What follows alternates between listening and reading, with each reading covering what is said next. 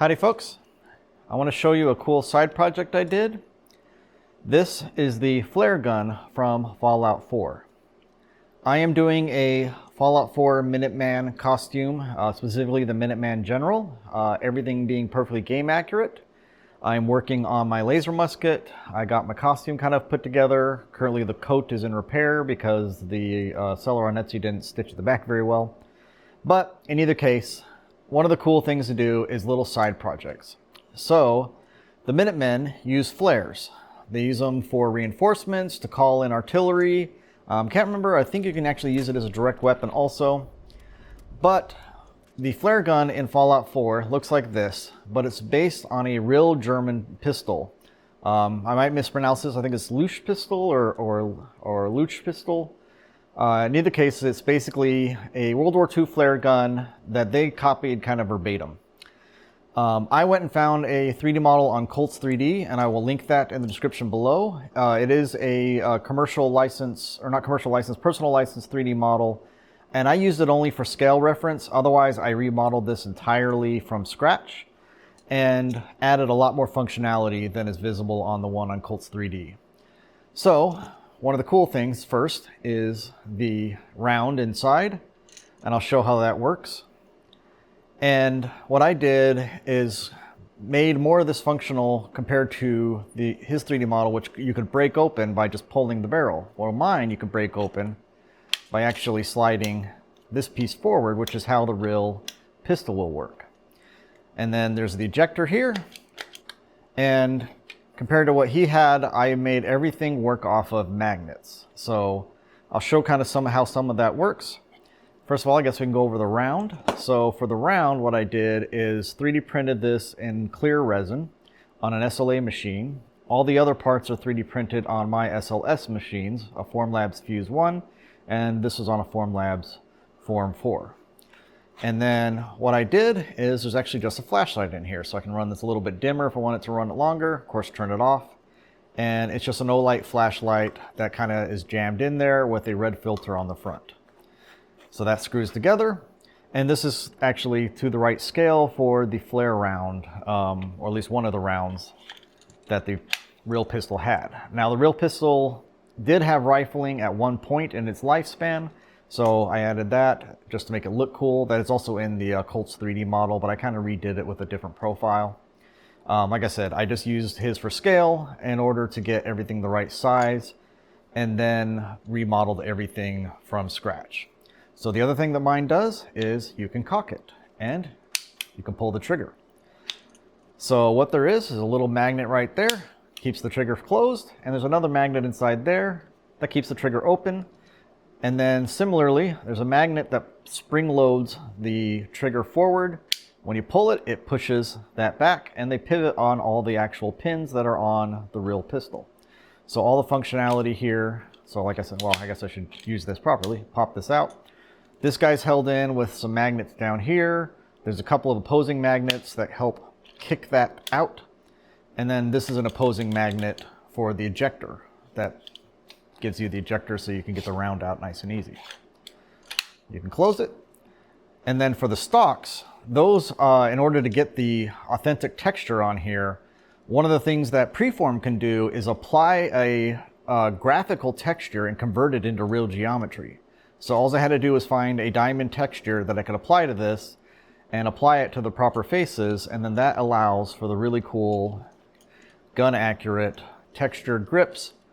And then on the bottom here is a real kind of rifle loop.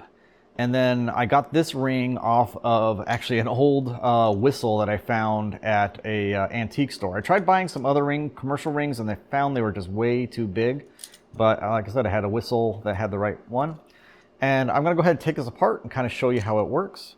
I guess before that, I should talk about the finish. So in order to do this finish, what I did is get iron paste, which is actually graphite paste that's made to fix cast iron.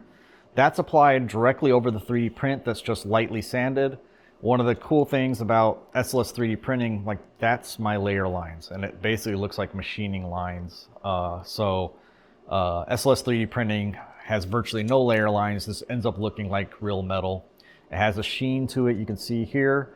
I've of course aged it with real rust, kind of using rust effects paints, a couple of different flavors of rub and buff in order to get the kind of different brass and other looks.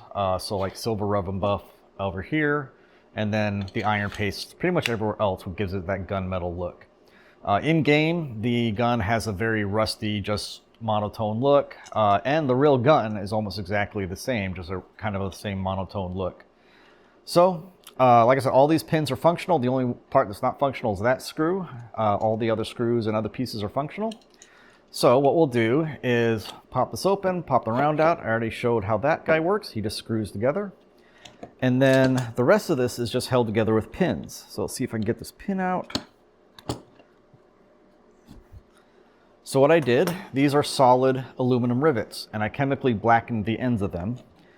And so there's one on this side, which is just basically cut down to almost nothing and glued in so that I have long pins that run through the prints. And here you can kind of see the magnets. And then we'll go ahead and take the rest of this apart. These pins are a little bit hard to take out. Sometimes they don't have much of a head on them, so you do need something like the awesome Knipsch pliers here. And come on, there we go. And then so these are the separate pieces. And then also we'll go ahead and take off the grips here. These are using M4 by 12 millimeter screws. Again, chemically blackening the end, so it's otherwise a brand new zinc plated screw. And then I won't take off the other grip, but you can kind of see the insides here. And then there's a piece that goes all the way through on the inside, and all the magnets are just press fits. So there's a magnet here that's holding the trigger, which of course ends up looking like a firing pin from the front or the back. Then there's magnets here. There's actually a magnet basically installed right here. I've chemically blackened all the magnets too, so they're kind of hard to see. And then there's a magnet inside here.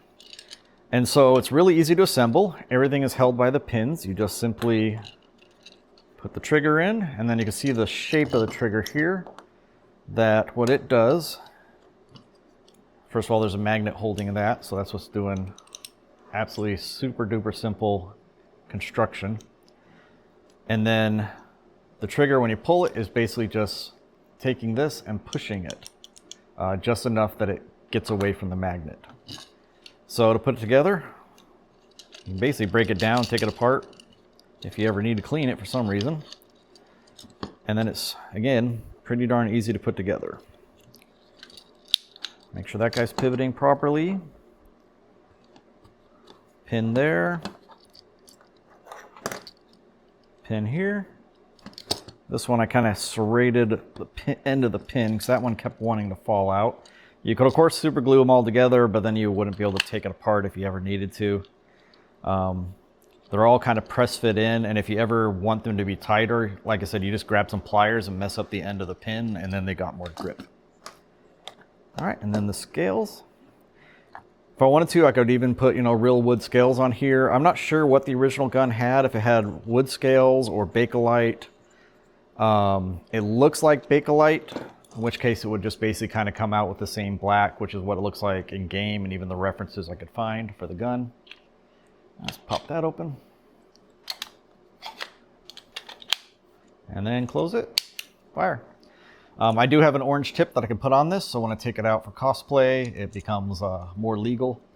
Otherwise, it's just a non-functional but semi-functional prop gun that you could definitely use in a movie or something like that and have all the proper effects. Of course, without the actual firing of the round. I did think about making maybe a spring-loaded round that could pop out, but I figured this is already more than enough. And this will become part of my costume such that the Minuteman General is as authentic as possible. All right, thanks for watching.